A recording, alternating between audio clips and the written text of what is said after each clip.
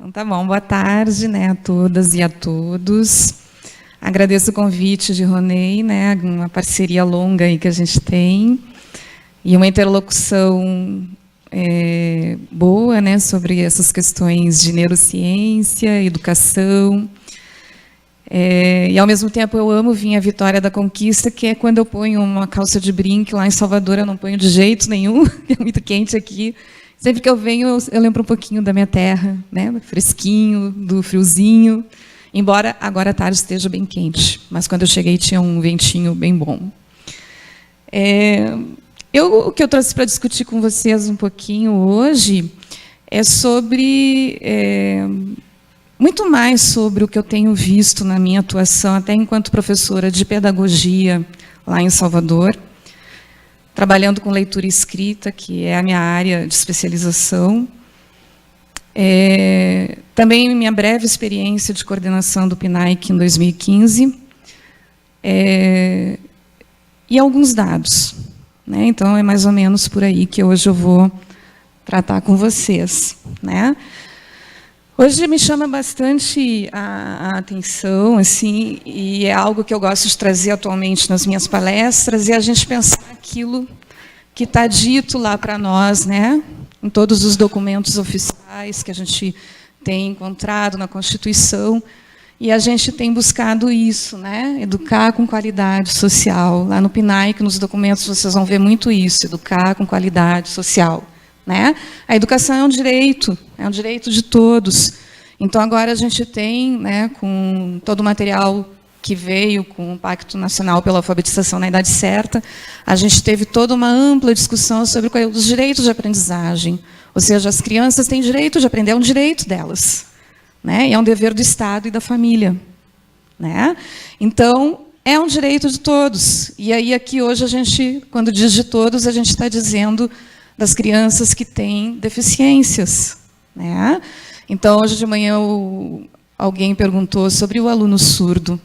O aluno surdo está aqui, é um direito de todos ter educação. Portanto, nós temos que ter pesquisas que falem sobre a alfabetização, né?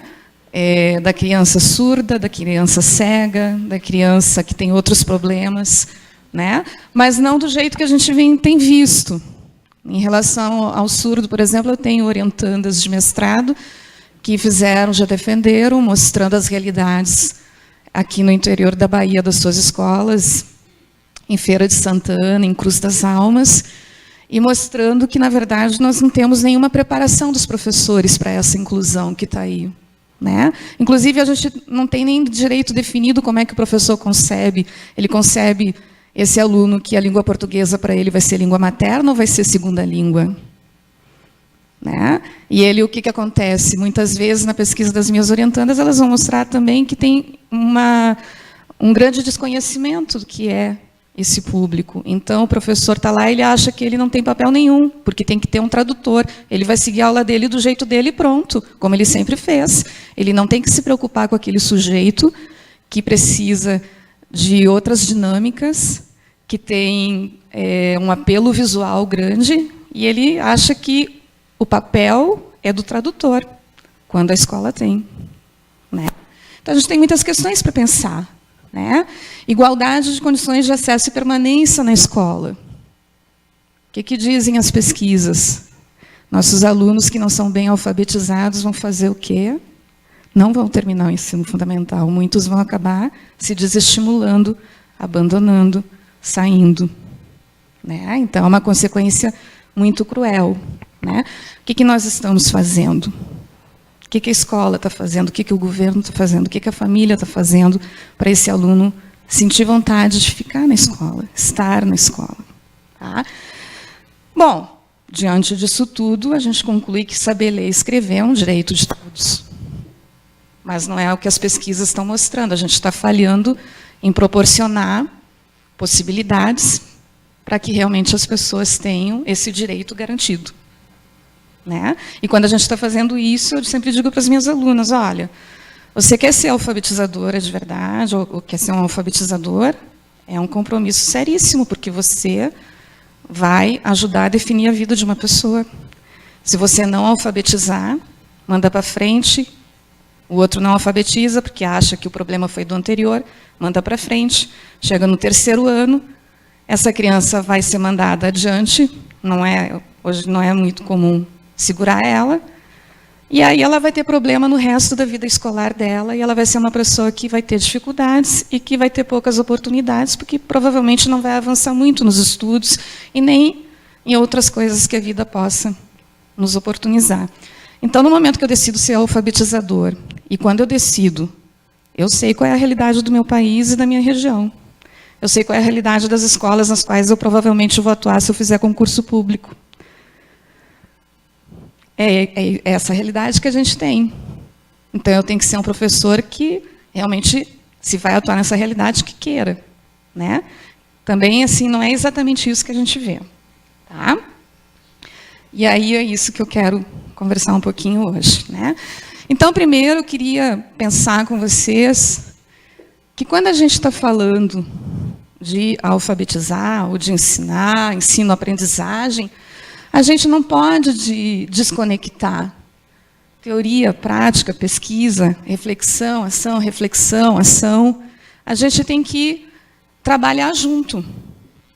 Então, eu tenho muitos alunos que odeiam teoria. Eles me dizem na minha cara, lá na sala de aula, isso aí é lindo aí aqui, quero ver lá na escola. Eu digo, me traga o exemplo da escola para a gente discutir. E quando eles vão fazer seus seminários, que eles me apresentam a algumas situações escolares, e eu digo, tu faria o quê aí? Para ele me dizer o que ele faria, ele tem que ter conhecimento teórico, para ele me dizer, eu faria isso por quê? Eu mudaria essa atividade por quê? Eu não concordo com essa atividade que a professora fez, por quê? Eu só consigo fazer isso se eu tiver conhecimento científico, teórico, se eu vi pesquisas, e aí eu consigo olhar para a realidade que eu encontro. Que é uma realidade que é qual? Eu vou ter um 3º ano heterogêneo, alunos pré-silábicos, silábicos, alguns alfabéticos. Tá?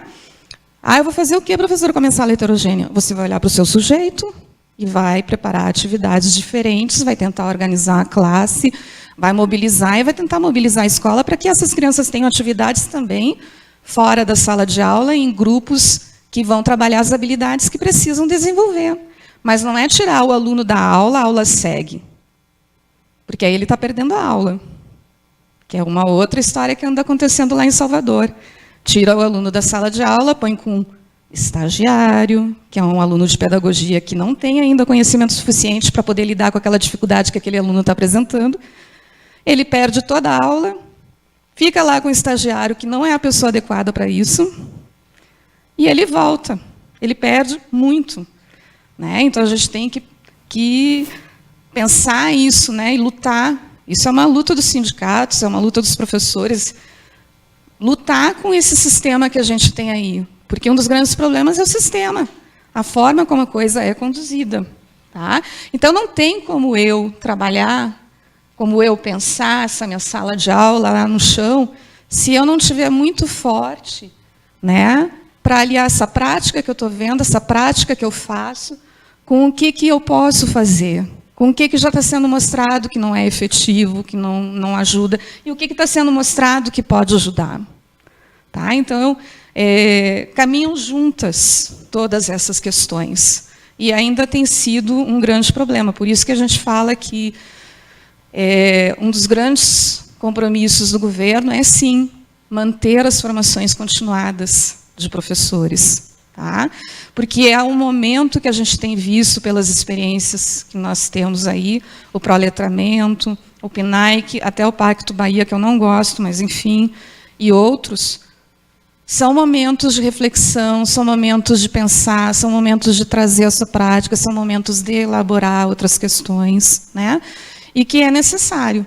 O Parfor, estamos aqui, o Parfor, forma professores que estão em sala de aula e que não têm formação. E nesse interior da Bahia enorme, que não é bem o caso de Vitória da Conquista, mas outros mais extremos, e que não tem a qualidade que Vitória da Conquista tem, a gente vai ter muitos professores que não têm formação nenhuma e estão lá alfabetizando. Veja como é importante um programa como o Parfor. Porque ele chega nessas pessoas que estão lá, que já são professores, mas que não têm formação nenhuma, que estão fazendo na intuição, estão fazendo como foi feito com eles. Né? Então, é muito importante. Tá?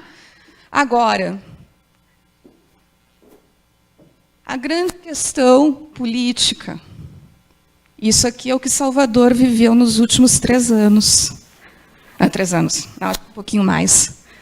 Mas nós convivemos, os professores, tendo que conviver com vários materiais, vários programas, várias orientações. E aí, como é que você vai ter uma continuidade de trabalho municipal, estadual, quando há tantos cortes, tantas vertentes teóricas em conflito e muitas vezes impostas? Porque o alfabeto, por exemplo, foi imposto goela abaixo. O professor que se rebelou em Salvador era perseguido. Né? Então, e um material absurdo. Os autores do alfabeto vão lá olhar o currículo deles. O dono do alfabeto é um cara que tem formação em psicologia super antiga, da década de 70. E se você olhar o currículo dele depois, é tudo cargo público em órgãos. Não é universidade, sala de aula, pesquisa em alfabetização. E aí a coautora dele é uma mulher de literatura, falando de alfabetização, que fez um mestrado que não tem nada a ver com alfabetização em literatura também. E é o material que a gente teve lá imposto em Salvador, quando a CM assumiu. Né? E foi uma luta dos professores muito grande lá, né, de botarem o material em praça pública e dizer, eu não quero. Violamos né, o que nós temos em termos de leis, porque o professor ele tem o quê? Ele tem autonomia na sua sala de aula. Né? Ele tem que poder escolher o que ele quer usar, o material que ele vai trabalhar, a proposta que ele vai trazer. Tá? O Pacto Bahia, né, que foi em 2012, aí vem o PNAEC, o Pacto Nacional pela Alfabetização na Idade Certa, em 2013. Depois a gente vai falar um pouquinho mais. Hoje a gente tem a nossa rede no Estado, que, a princípio, era para ser um material de apoio, mas, conforme relato de meus alunos que estão nas escolas, ele já está virando um material não de apoio, mas um material principal, tá? Em muitas escolas. E ainda tem o material aí do Instituto Ayrton Senna. Bom, gente, isso aqui, gente, é em poucos anos. E os professores que estão lá estão vivendo com isso, sem poder dizer muita coisa, porque muitos materiais são impostos. Agora, o PNAEC não é material, o PNAEC é formação de professores. Né? E quando a gente alia, que era o que se quis aqui no Estado, um programa de formação com material que é para ser seguido, isso é um grande problema. Tá? Porque a filosofia de onde parte cada um é diferente. Aqui a gente parte de uma filosofia que nós vamos trabalhar com o professor formação. Então, o professor que participa da formação do PNAEC, ele vai dar uma aula lá no seu interior e não tem livro. Ok? Porque ele tem formação, ele vai conseguir preparar a sua aula com as condições que ele tem lá na sua região. Ele tem conhecimento, ele refletiu, ele discutiu. O Pacto Bahia é um material que é para seguir, está pronto. Né? Então, o professor vai seguir, tem que seguir como está lá. Tá? E o Pacto Bahia é um material feito pela Simonetti, que é formada em economia doméstica, que depois tem um mestrado em matemática. E ela fez um material de letramento. Ganhou muito dinheiro, ela está bem rica, que eu fiquei sabendo. Tá? Ela veio lá do PAIC, ganhou muito dinheiro. As outras 3 autoras que tem com ela, só tinha uma que eu vi o currículo que podia realmente falar de letramento. Nádia Amado é gestora, ela é pedagoga, mas a formação de Nádia Amado é gestão, não é especialização em alfabetização, leitura e escrita. Eu me preocupo muito com isso, porque o Pacto, o PNAEC, podem olhar o material, quem é que fez os materiais, vem lá do proletramento, os melhores profissionais de várias universidades do Brasil, com grupos de pesquisa, com mais de 20 anos, sobre alfabetização. Então, a gente precisa pensar sobre isso, né? O que está sendo imposto. Agora, o professor só consegue se posicionar se ele tiver o quê? Conhecimento. Porque ele não pode argumentar se ele não domina as teorias, se ele não conhece pesquisas, se ele não consegue dizer na prática por que ele concorda ou não concorda.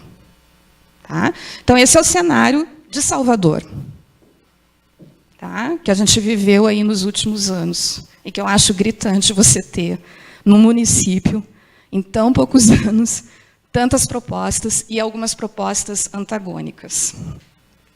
Tá? Bom, quando houve a proposta do PNAEC, a gente teve também a proposta da Avaliação Nacional de Alfabetização, que basicamente busca avaliar, no final do terceiro ano, né, se as crianças, então, em leitura, dominam algumas habilidades que são esperadas que elas dominem em leitura, né, e em escrita. Eu não vou ler, isso está no CD, né, para a gente não, o tempo é reduzido, mas está lá. E também está nos materiais do PNAEC, eu diminuí bastante para ficar. Bom, quando o pessoal que elaborou a proposta do PNAEC, eles partiram de vários questionamentos. Entre eles, eram os questionamentos que os professores tinham, tá, mas o que é que eu tenho que esperar em termos de objetivos que os alunos alcancem no primeiro, no segundo e no terceiro ano? Então, todo o material proposto, que já era proposto no pró-letramento, vai trazer o que se espera que a criança esteja alcançando no primeiro ano, que seja retomado e consolidado no segundo e no terceiro. Porque é um ciclo de 3 anos, então eu inicio no primeiro ano, continuo no segundo e no terceiro, retomando e consolidando. Né? E mesmo assim, ao final do terceiro ano, por exemplo, eu não vou esperar que a criança saia no terceiro ano tendo um domínio perfeito das questões ortográficas, mas eu vou esperar que ela já tenha um conhecimento conceitual de como a língua funciona ortograficamente. E hoje, o que os estudos de Arthur Moraes vão mostrar? Que o importante é que a criança ela consiga construir o conceito de como a língua funciona. Por isso que todas essas atividades de consciência fonológica são tão importantes. Né? Esses trabalhos agora das comunicações são importantes, porque eles levam a criança a parar, a pensar e a perceber como a língua funciona. E é isso que eu preciso, que a criança entenda como a língua funciona. Tá? Bom, o que em 2014 a gente vai ter em termos de leitura? Nós tínhamos, pegando essas habilidades que estavam ali, uma classificação em 4 níveis. Né? Sendo que se esperava que os alunos conseguissem chegar no 4º. O que nós vamos ter em 2014, né? Dos dados da ANA? No terceiro ano, ainda tenho 22% das crianças no Brasil no primeiro nível. Tá? Ou seja, não domina nada ainda. No Nordeste, 36%. Na Bahia, 37%. No nível 1 ainda. Tá? Para mim, isso é muito grave, gente. Isso, para mim, é bem grave. É muita criança sem saber ler e escrever no terceiro ano. Muita. Isso significa o quê? Que nós vamos perpetuar uma população de pessoas que não vão ter direitos iguais, porque quando elas forem concorrer, seja lá o que for, quando elas forem buscar alternativas na vida, aqueles que são alfabetizados vão estar na frente. Tá? Então, a gente perpetua uma classe que não evolui no sentido de mudar, ter acesso ao conhecimento, porque o acesso ao conhecimento é o que nos leva adiante. Tá? No nível 4, olha na Bahia quanto nós temos, 4%, que seria o esperado ao final do terceiro ano. As crianças estarem lendo, compreendendo, interpretando, criticando. Então, para mim, é bem grave isso. Tá? Em escrita, eles colocaram 5 níveis. A Bahia tem, no nível 1, 20% de pessoas no terceiro ano. Ou seja, que não sabem escrever. que não dominam o básico do sistema de escrita alfabética. Tá? No nível 5, 2%. Então, a gente tem um quadro na Bahia trágico. Não tem outra palavra. E é exatamente o que eu consigo identificar no relato dos meus alunos, nas entrevistas que eles fazem, nos vídeos que eles gravam e nos dados de pesquisa que eles trazem da escrita e da leitura dos alunos lá em Salvador. Tá? Então, é bem complicado. Né? Então, o que a gente consegue entender? Que a gente precisa repensar. Repensar o que está acontecendo em termos de leitura e de escrita, quais estão sendo essas práticas. Né?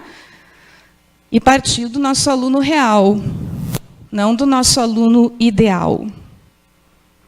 Se a gente tivesse um aluno ideal, tudo aquilo que a gente aprende em pedagogia, a gente chegava lá, aplicava, tudo funcionava bem, no terceiro ano todo mundo estava lendo e escrevendo. Mas só que o nosso aluno ideal não existe. O que existe é o nosso aluno real da escola pública. Né? É o aluno real que tem N circunstâncias sociais e que o professor muitas vezes não quer saber. Ele diz, isso não é problema meu. A escola não tem coordenador, a escola não tem psicopedagogo, a escola não tem psicólogo, a mãe não pode pagar, é filho de traficante, é filho não sei do quê, traz esses problemas, eu não consigo lidar. Exatamente. É essa criança que chega para muita gente para ser alfabetizada. E é um direito dela ser alfabetizada. Mas a gente não está olhando para ela porque a gente quer seguir a nossa metodologia, que a gente pensou na cabeça, que a gente quer que funcione. Tá? Metodologia, nós temos várias. Gente, proposta para alfabetizar hoje, nós temos várias. Disposição de sequências de atividades, de exercícios, reflexões.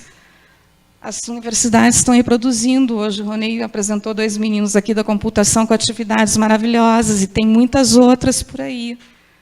Atividade de consciência fonológica, nossa, tem muitas. Agora, se eu não tiver um professor que consegue identificar onde o seu aluno está, e aí pensar em que atividade pode elaborar para levar ele a avançar de onde ele está, não adianta. E se antes de eu pensar nisso tudo, eu não sou um professor afetivo, adianta menos ainda. Porque antes de eu querer ensinar a ler e escrever, eu tenho que conquistar o meu aluno. E é isso que a neurociência vem trazer para a gente. O afeto como é importante, a emoção como é importante para a motivação, para despertar o interesse, para chamar a atenção. Então, se eu tenho um professor que chega lá, né, que não está animado, que está cansado, toda a sua situação social, que a gente não vai discutir, que política econômica da carreira, e que só diz assim, eu tenho 30 alunos, eu não tenho como dar conta, a minha escola está horrorosa, não tenho material, É isso que eu disse, quem vai se formar sabe que é essa a realidade do Brasil. Então, se não quer enfrentar isso, não seja professor alfabetizador, procure outra profissão que ache que lhe dá condições melhores de exercer. Porque essa é a condição das nossas escolas públicas, principalmente as de periferia. E dá para fazer? Dá. Eu tenho alunas que saíram, recém-formadas, que vão para algumas escolas assim, que se matam pensando em como ajudar e conseguem. Porque o que nos exige é trabalho. O professor alfabetizador devia ser o profissional mais valorizado. Infelizmente, não é. Mas ele deveria ser a pessoa mais valorizada da educação. Né? Infelizmente, as condições do Brasil não é boa nem para nós, que estamos aqui na universidade, nem para o professor alfabetizador, menos ainda. Porque a nossa sociedade é extremamente injusta. Tá? Então, eu preciso olhar para esse meu aluno. Quem é esse meu aluno que está ali? Aí, quando eu enxergar quem é esse aluno, quem é essa turma, quem é essa comunidade na qual eu estou, eu consigo pensar em estratégias. E se eu estou acompanhando as novas estratégias de leitura e escrita que as pesquisas estão mostrando que ajudam a alfabetizar, eu consigo pensar melhor. Tá? Por isso que é importante que eu consiga trazer atividades em que eu parta da prática, do que elas são significativas, que elas chegam no aluno, que eu vou trabalhar através das funções dessa leitura e dessa escrita. E leitura eu trabalho lá, quando as crianças são pequeninhas, lá na família. Quando a criança está lá, que a mãe lê, que o pai lê, tem o livrinho do banho. Bom, boa parte das nossas crianças não tem acesso a isso, não tem um ambiente de letramento. E aí é que vem a escola. Sabe o que acontece com a escola quando falou do material que não atende as crianças que estão chegando? Porque eu tenho a impressão, e pelo que eu tenho acompanhado lá com as minhas alunas, que muitos materiais ainda didáticos de alfabetização estão contando com uma criança que vem de uma educação infantil boa. E por isso que eles têm problema, porque, na verdade, boa parte dos nossos alunos não tem, nem frequentou a creche, nem frequentou a educação infantil. E aí ele chega sem nenhum daqueles conhecimentos que a gente esperava. Então, realmente, os materiais não vão funcionar, porque eles não partem dessa criança, eles partem de uma criança que a gente está contando que veio de uma educação infantil. E muitos lá em Salvador vão para uma creche que tem uma pessoa que não sabe nada de educação, não sabe nem o que é creche. Creche é depositório de criança para o pai ir trabalhar. Tá? Então, a gente tem que pensar nisso tudo e trazer práticas diferenciadas, significativas, levar as crianças a refletir sobre o sistema de escrita alfabética, né? E trazer práticas de letramento com reflexão do sistema de escrita alfabética. Tudo isso partindo do conhecimento que o meu aluno tem. Ele não tem nenhum, então eu vou iniciar. Eu não vou partir do livro, que já está pensando que ele já tem algum domínio. Eu vou deixar, então, o livro, eu vou preparar meu material, porque eu sou uma professora alfabetizadora formada, que reflete, que sabe preparar o material e que vai deixar o livro para o momento seguinte. Tá? Eu vou parar. Eu acho que o grande problema da nossa escola hoje é que nós não paramos. A professora da segunda tem que seguir da segunda, ela diz que não consegue parar, que ela não, né? E isso tem ocorrido com frequência. São os relatos que eu, pelo menos lá em Salvador, eu tenho das minhas alunas e de tudo que a gente vê. Tá? Bom, para ler, eu sempre trago isso porque eu gosto. Em todos os meus textos eu trago essa citação porque eu gosto. Né? Como eu disse, para eu poder partir para a compreensão, eu tenho que ter o domínio automático. Eu tenho que ter automatizado a leitura.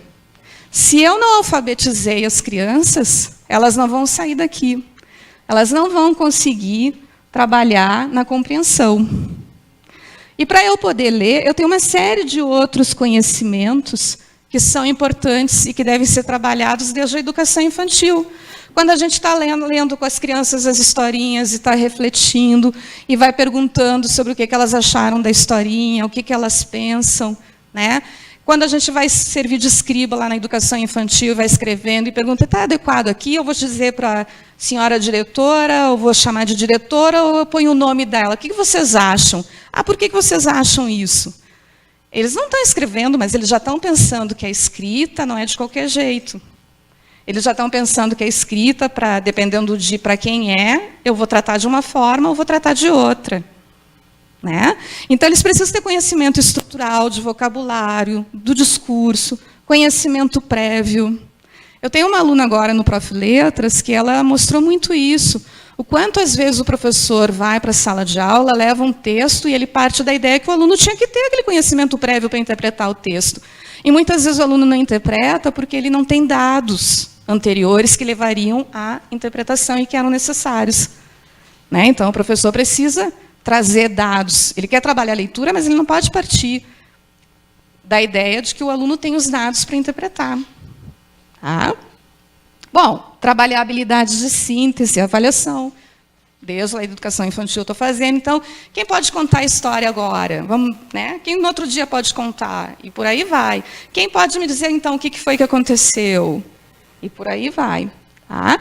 E conhecimento metacognitivo de monitoramento de habilidades. Né? Então, eu ia trabalhando com os alunos para eles irem refletindo sobre como que eles fazem para chegar naquela informação, onde é que está aquela informação no texto, se automonitorar e preparar outras atividades de reflexão.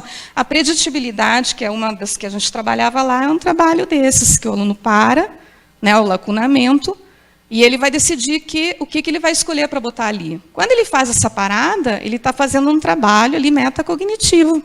Porque ele vai parar para pensar por que ele vai escolher essa ou essa. Né? E eu posso fazer isso em vários níveis da língua. Né? Eu posso fazer isso no fonológico, morfológico, sintático, semântico, pragmático. Né? Eu posso trabalhar as atividades de várias formas, de forma que ele vá refletir. Tá?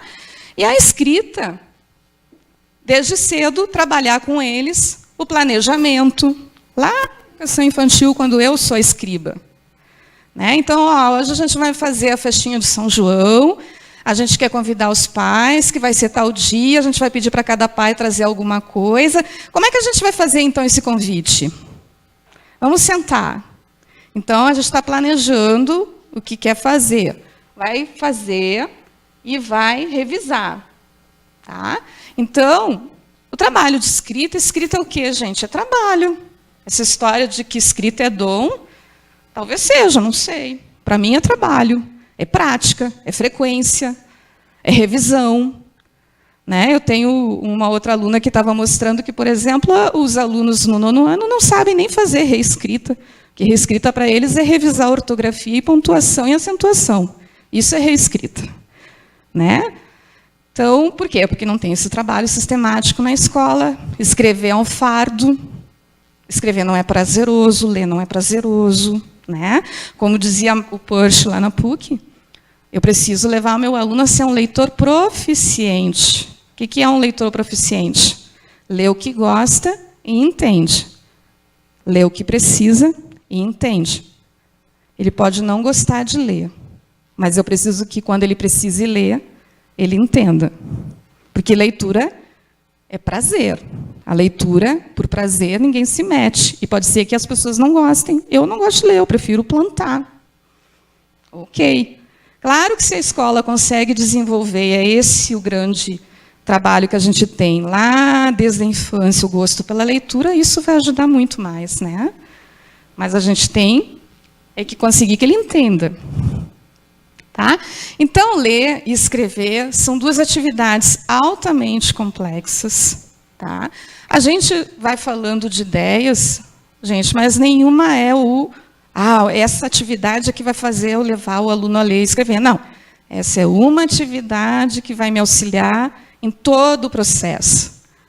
Porque ler e escrever são atividades muito complexas, envolvem muitos fatores, envolvem sentimentos, envolve cognição, envolve motivação, e envolve experiência. Tá? Então, tudo que a gente vê nas universidades de pesquisa são possibilidades de estratégias, de atividades para levar a ler e escrever. E quanto mais nós conhecemos, mais possibilidades a gente tem que optar de acordo com o aluno que a gente tem e a dificuldade que ele precisa superar. Tá? Então, a gente precisa conhecer muito, ler bastante, conhecer o que as pesquisas estão trazendo, ver as atividades, pensar o que cada atividade ajuda, para poder pensar, então, naquele aluno que está na minha frente e que tem uma dificuldade X, eu quero que ele avance. Tá? Interatividade, né? Ler e escrever é uma interatividade entre o processo simultâneo de diferentes estímulos, como o visual, né? A escrita alfabética, o semântico, etc. A experiência que eu tenho com a leitura e com a escrita. Ler todo dia, né? Tanto que nos anos iniciais a gente fala sobre isso, né? Ler todo dia, ter prática de escrita. Ter prática de escrita efetiva, de preferência por projetos, né? Ter um objetivo do porquê que a gente vai produzir, porquê que a gente vai escrever. Por que os PCN vêm tão forte com a ideia dos projetos e das sequências didáticas? Porque elas são altamente significativas. É muito diferente eu fazer uma redação, que eu não sei nem para que é, para mim é só para me dar uma nota, do que eu escrever um convite efetivo, que eu vou chamar os pais, que vão vir para uma atividade que eu vou apresentar alguma coisa. É muito diferente. A motivação é muito diferente. Tá? Por isso que vem tão forte a ideia dos projetos e das sequências didáticas. A experiência que o sujeito tem, eu levo em conta qual é a experiência desse sujeito, dessa criança, né? De que comunidade ela pertence. Né? Ela vem me falar o que hoje? Quem são os pais dela? Né? E, claro, né, quando a gente fala de leitura, a leitura é única, é singular. Né? Porque cada um acessa o que tem no seu cérebro. E os nossos cérebros têm informações únicas, que são nossas, cada um acessou de forma diferente. Por isso que eu posso ter, eventualmente, leituras que eu não esperava, mas possíveis. Eu não parei para pensar naquela possibilidade. E por isso eu tenho que estar sempre atenta. Tá? Então, assim, ler e escrever são práticas que devem partir do uso possível aos alunos. Tá? A gente tem que ter trabalhos com leitura escrita, buscando a compreensão ativa e a interlocução efetiva. A gente tem que levar os alunos a pensar, a praticar, a refletir. Tá? Agora, para tudo isso, eu preciso do quê? De um professor teoricamente bem embasado, disposto, criativo, que goste do que faz. Né? Lá na UNEB, a gente leva uma professora para falar sobre pedagogia, a pergunta é sempre essa. Sempre tem alguém que diz assim, olha, eu queria saber o que a senhora diz para eu fazer. Quando eu chego lá naquela escola, não tem material, não tem isso, não tem aquilo, os alunos são terríveis. E as respostas são sempre assim, você gosta do que faz? Essa é a primeira pergunta, você gosta do que faz? Se você gosta do que faz, você vai pensar, porque cada situação é uma situação, não tem receita. Né? A gente não tem, gente, olha, como seria bom, eu ia ficar muito feliz se eu tivesse uma receita para a minha aula de pedagogia, chegar lá e dizer, gente, todo mundo faz assim, vai dar tudo certo. Não tem. Tá?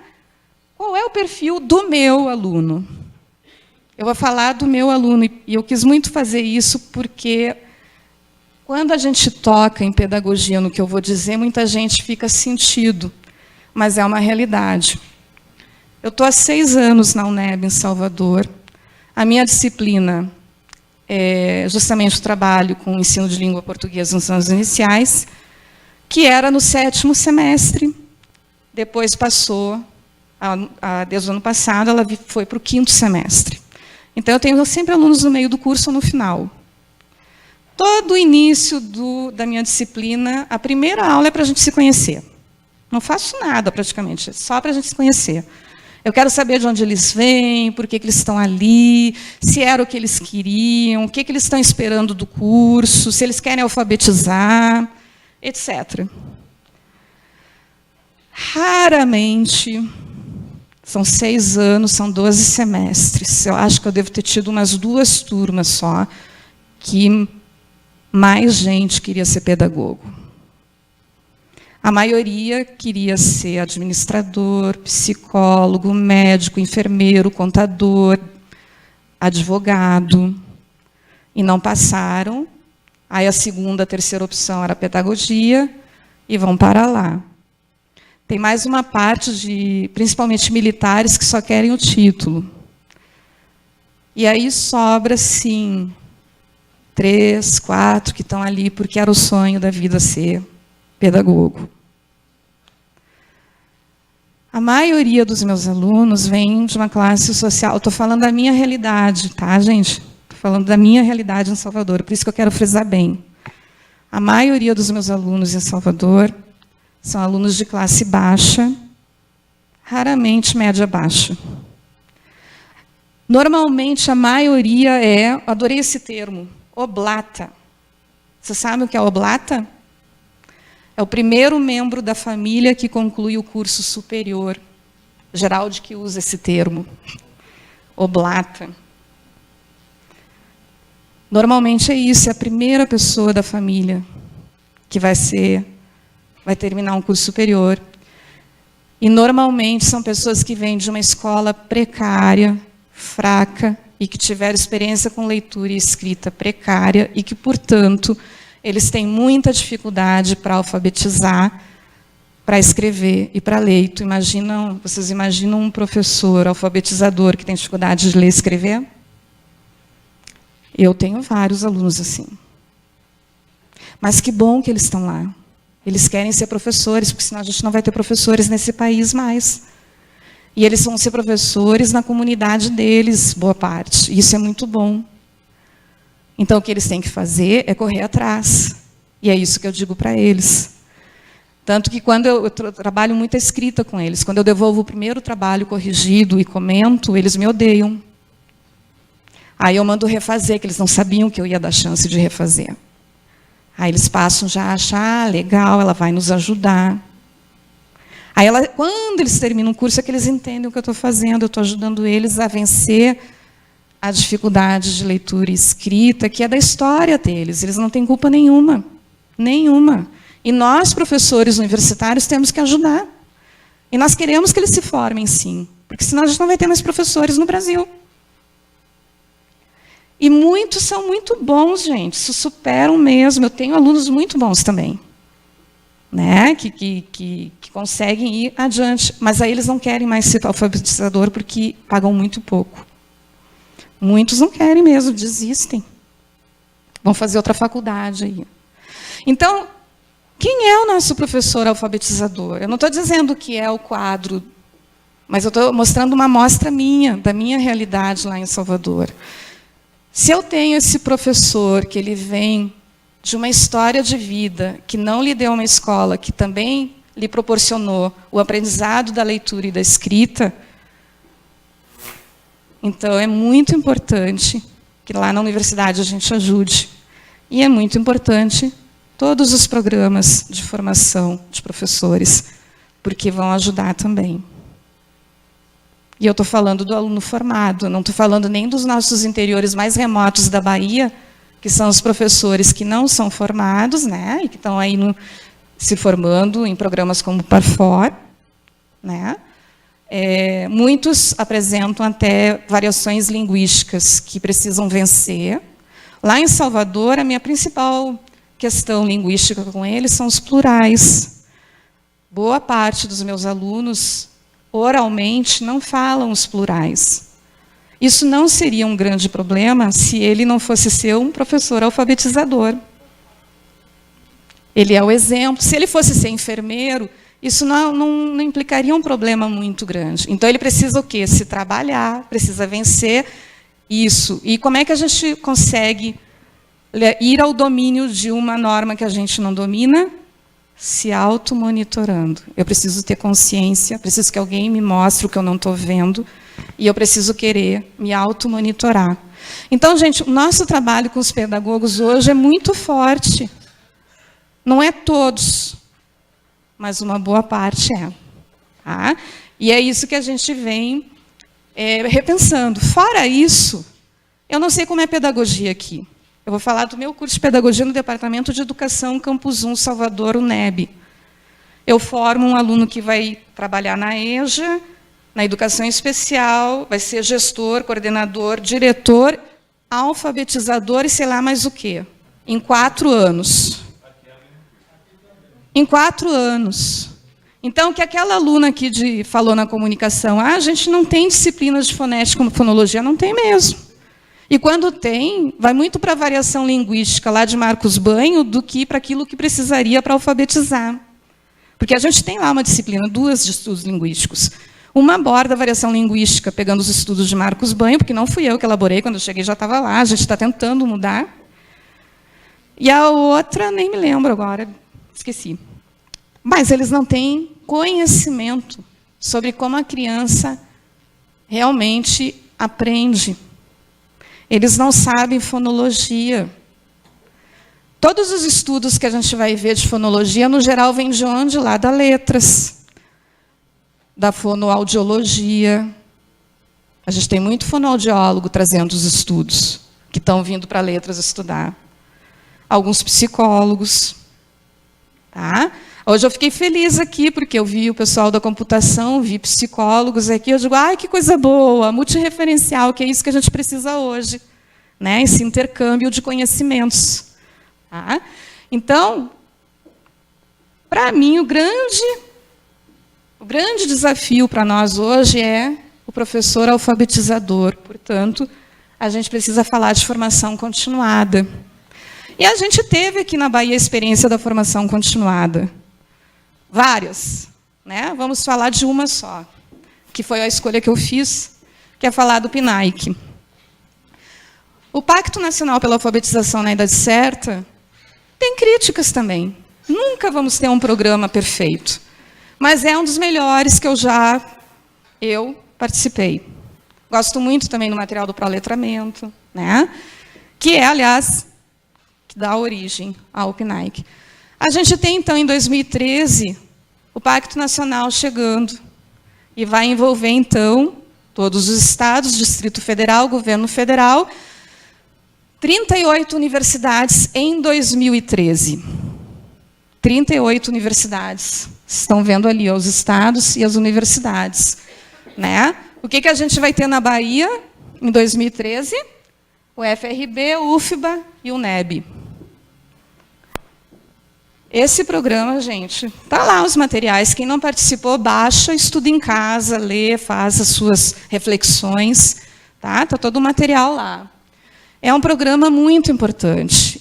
O relato que eu tenho dos professores, e eu peguei a coordenação em 2015, muito rapidamente, porque em seguida fiz meu reitor entregar, e vou explicar por quê. Todos os relatos que eu tenho, com todas as dificuldades, é que ajudou muito a refletir, a pensar, a rever as práticas, né? Porque ele é um material que parte justamente disso. Ele traz o que nós temos de teoria sobre alfabetização para conversar com os professores e para pensar a prática deles lá na sala de aula deles. E eles vão levar essas práticas, vão trabalhar e vão voltar e vão dizer o que funcionou, o que não funcionou. Né? Pelo menos eu tenho muitos relatos muito bons. Muita dificuldade também, porque é um pacto nacional que envolve municípios que têm responsabilidades. Então, na Bahia, nós tivemos mais de 24 mil professores em 2015, na Bahia. Mais de 24 mil professores. Eu não sei de 2013. Na verdade, 2015 que eu falo é a formação de 2014. Porque quando eu assumi 2015, 2014 não tinha finalizado, estava faltando a última formação de todos os 20 e poucos polos, e ainda tinham vários polos que não tinham feito a terceira formação. Então, eu tive que fazer isso em 1 mês e meio, e fiz porque eu disse para o reitor, eu só assumo e só faço se você me garantir a logística. E chamei colegas que não ganharam nada para fazer isso, e a gente conseguiu fazer.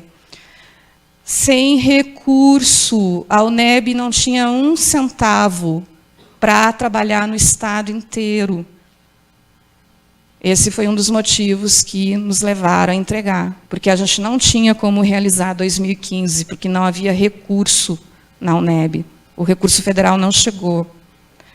E a outra questão foi o impacto da discussão de 2 propostas que partiam de lugares diferentes e que a gente não conseguiu, nem eu, nem meus colegas da área, ver que fosse possível um diálogo, que era o Pacto Bahia. Tá? Que não é de formação no sentido que é o PNAEC. Tá? O Pacto Bahia tinha um material instrucional. Levei essa questão para o nosso fórum de coordenadores do PNAEC Nacional, e fizemos uma carta conjunta sendo contra o Pacto Bahia. E o grande problema foi exatamente esse. Por quê? A UFBA, nossa, nem fale lá com a DME, que ela tem raiva, ela tem ódio. Porque a UFBA tiraram assim dela, o governo tirou dela o PNAEC, sem sequer ligar para ela, que era a coordenadora da UFBA.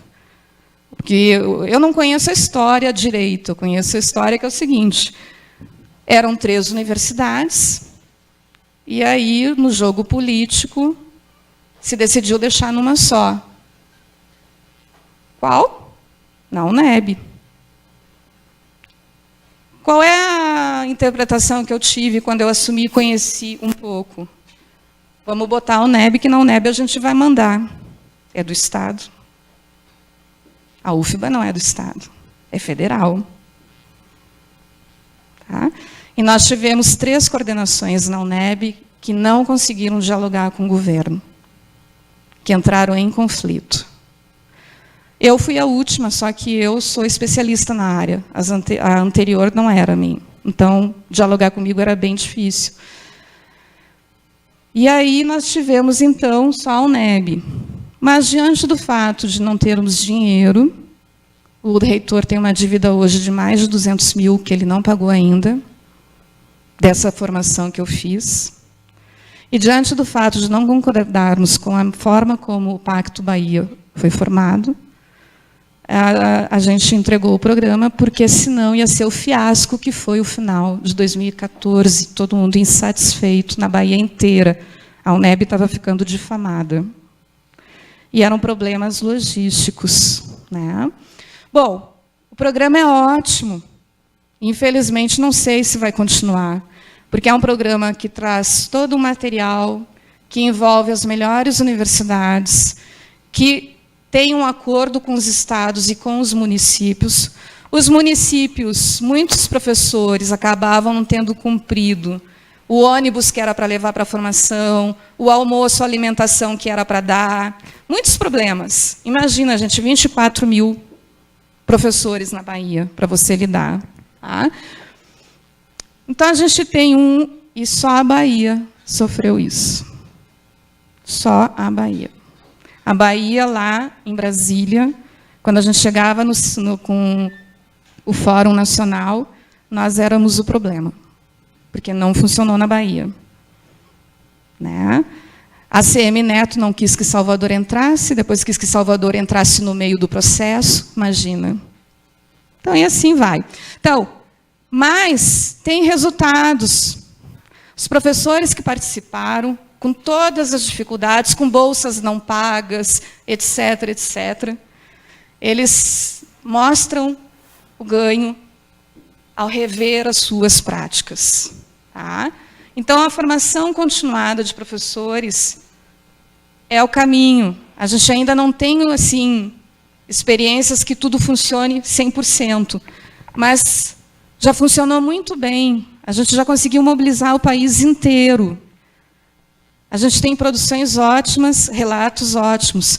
Agora, a gente enfrenta outro problema, a Bahia toda arreda. Aí o professor, o curso é 3 anos.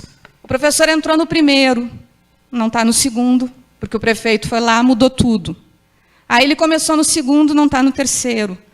Então, poucos professores, na verdade, conseguiram fazer a formação nos 3 anos. Gente, aí a gente também perde. Né? A gente também perde. Tá? Então, só para ter uma ideia de que nós temos um rumo, eu acredito nesse rumo que é a formação continuada, acredito no Parfor, eu trabalhei várias vezes no Parfor, pelo interior, e acredito que esse é o caminho.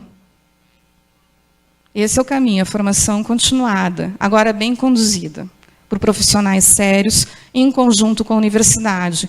Infelizmente, o Estado da Bahia não dialoga com nós. Tá? Não dialoga. Eu ouvi do próprio Barreto, à época, que não precisava da universidade. Ele tinha mestres na secretaria, para que ia chamar a universidade? Ele disse isso na minha cara. A partir desse dia, ele não teve mais o meu afeto, é claro. Né?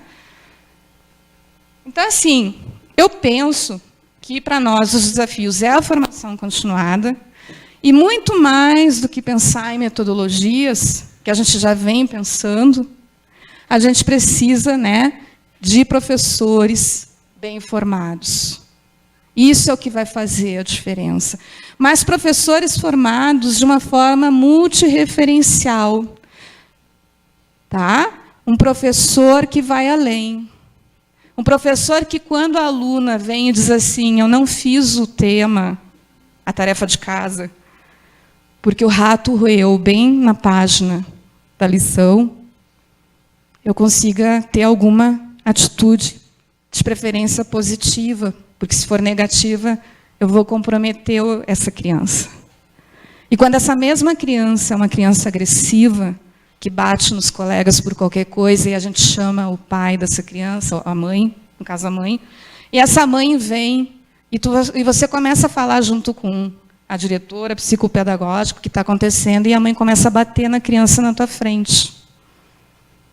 Então, de nada me adianta eu dominar só metodologias, se eu não for humana, se eu não tiver afeto, e se eu não olhar para esse sujeito, que o rato roeu a página, que a mãe bate constantemente, portanto, eu começo a entender por que a aluna é agressiva. e eu conquistar, de alguma forma, o afeto dessa criança, para ela se sentir estimulada, apesar de tudo, a fazer algumas atividades e indo, que é o que a experiência mostra. Esse é um caso real que eu estou falando para vocês, né? Não adianta nada eu só dominar a metodologia, se não for esse ser humano que acredita que é possível, sim, fazer alguma coisa, que acredita que, sim, é difícil, condições terríveis, sim, a Bahia está uma tragédia, tá, mas eu quero fazer a diferença. E a minha diferença com aquele um serzinho já é bastante. Tá? Obrigada.